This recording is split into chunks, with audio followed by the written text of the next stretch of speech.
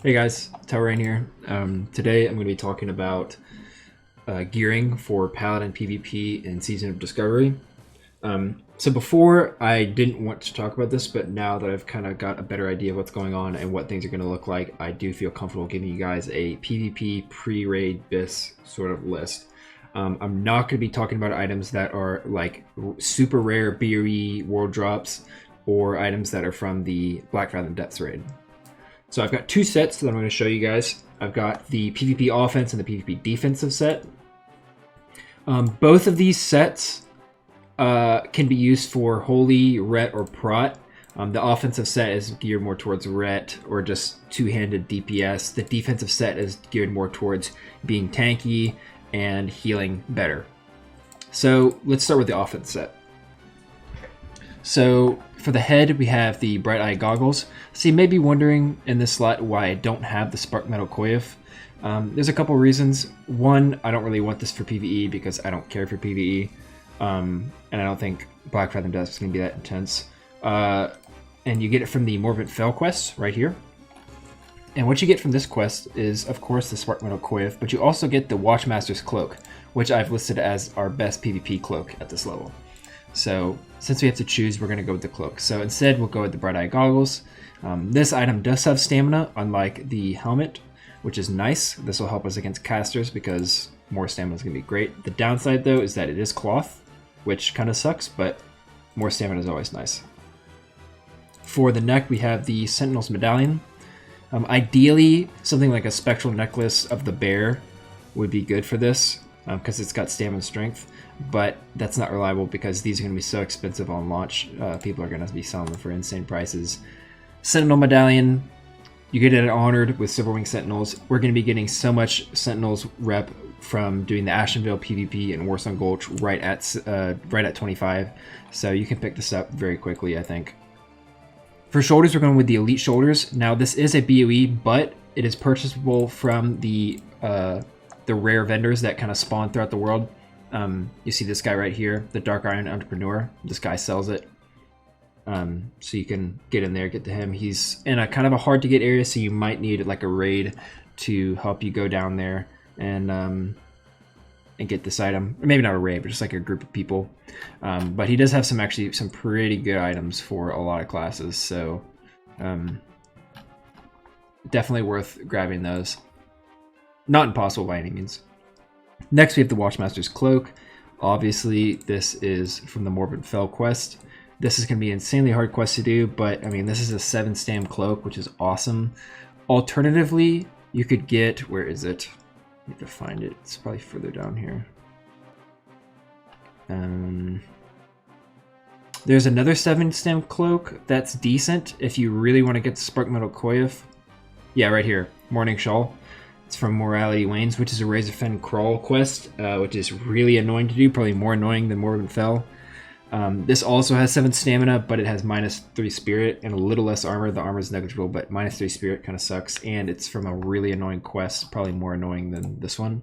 So it's up to you whether or not you want to, go do that quest or not if you really want this helm right here. Next, we have the Phantom Armor. This thing is pretty nuts. I think it's further down. Yeah, right here. You get it from Shadowfang Keep, the Deathsworn Captain's a 38% drop. This guy's a rare boss. So the best thing to do would probably just be to like go into Shadowfang Keep, do like a /target macro, see if he's in there. If not, reset it, so on and so forth. Not going to be impossible to get, but definitely very annoying.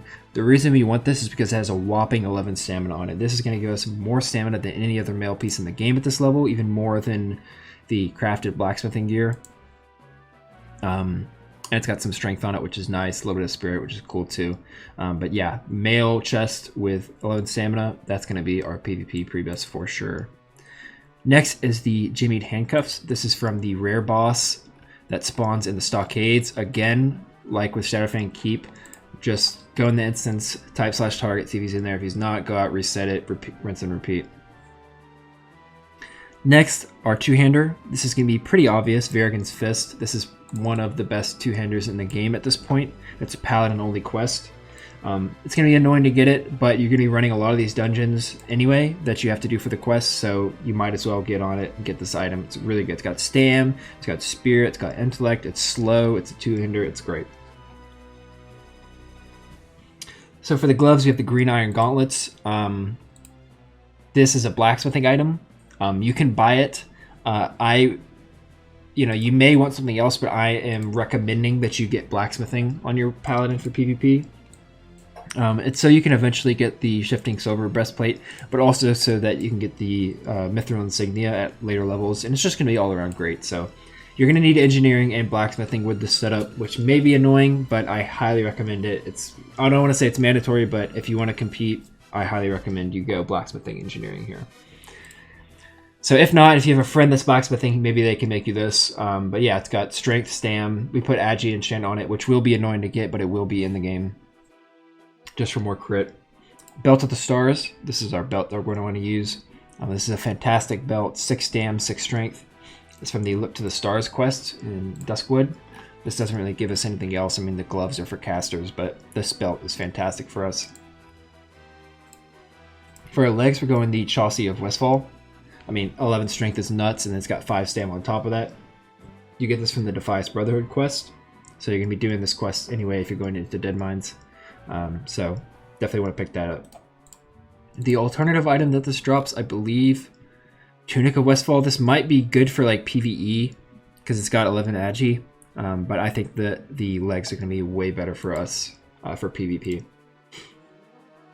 Next, we've got the green iron boots, same as the gauntlets, blacksmithing item. Make them yourself. They're not that hard to get. Otherwise, have a friend make them for you. Rings, we're going Seal of Rin, which is from the Shadowfang Keep quest, I believe. Yeah, Shadowfang Keep quest. And then Protector's Band, which is from Warsong Honored. Again, we're getting honored from our neck, so we're going to be getting this ring as well. If you can't get this ring, a good alternative is Silver Lane's Family Seal. You're going to be doing a lot of Shadowfang Keep, so you're probably going to get this ring at some point anyway.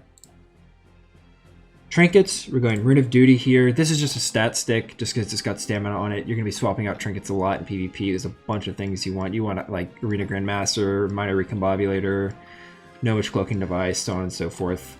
And then of course our PvP trinket is an obvious one. So now we'll go into the defensive set. So again, this set is more for when you need to swap to a one-hander and be a little tankier. Things to note, it's got a little more stamina than the offensive build. It's got about, 80 stamina more? Yeah, 80 stamina, or 80 health, sorry. And then the mana, it's got way more mana, almost 300 mana more. So this is definitely more for like your Holy Paladin that's PvPing. You're going to want something like this, I would say. You notice we have some greens of the eagle on here. This is really not, like, you don't have to get these items, but just male greens of the eagle are going to go fantastic for a defensive paladin setup, both for holy and for prot. Honestly, one-handed PvP is going to be fantastic at level 25, so honestly, you could just roll this setup with just whatever runes and probably be okay. But some notable differences between this and the offensive set is going to be the Protector's Sword, which you get from Warsong Gulch. It's revered, so this is going to take a little bit longer to get, but it's definitely worth getting. It's quite good. It's got 3 stam, 5 strength. A good alternative to this is the Lucine Longsword. It's got 4 stam, and it comes from a Stockades quest, so it's really good there. For shield, you want Crest of Darkshire. This is from the Bride of the Embalmer. It's a quest in Duskwood. It's going to be tricky to get, but it's got a whopping 7 stamina on it, so definitely want to pick this thing up. An alternative to this is the Commander's Crest. It's got strength, stam, some spirit on it. It's got a lot of block and armor as well. Again, you're going to be doing so much Shadowfang Keep at 25 that this is going to be a fantastic pickup until you can get your hands on the Crest of Darkshire. So for gloves, we've got a BOE of the Eagle. The blacksmithing stuff, I mean, it's great, but these items are going to help us a whole lot more. Just getting a couple of the Eagle mail pieces. Now you may be wondering, why do I have things like Elite Shoulders and Chaussee of Westfall? jimmied handcuffs if I'm just getting of the eagle mail stuff here. These items are still, they still have a lot of stamina on them. They're still going to be really helpful for you. So you don't have to full send in the eagle stuff. You can if you want to afford it. If not, then these are just a couple slots that are a little less impactful that you can swap out to get some of the eagle stuff. For rings, we're going Seal of Rin again because this just has so many stats. It's just got every stat on there, so this is going to be good for pretty much every class on every build. Deep Fathom Ring. This is going to be annoying because it's from Wailing Caverns, but it's got Stam, Int, and Spirit. A good alternative to this would be like a Blood Ring, but these are, again, BOEs. Ring of Iron Will from the Howler quest. It's got Stam, Spirit.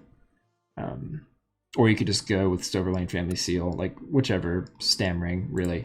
But yeah, this is ideal, the Deep Fathom Ring right here. Plains Ring is technically BIS, but nobody's getting this thing. I mean, it's a super rare zone drop from Razorfen Krull. I mean, maybe some streamers and stuff will get it because they'll have a lot of help, but for the average player, yeah, you're not going to get that unless you're super lucky.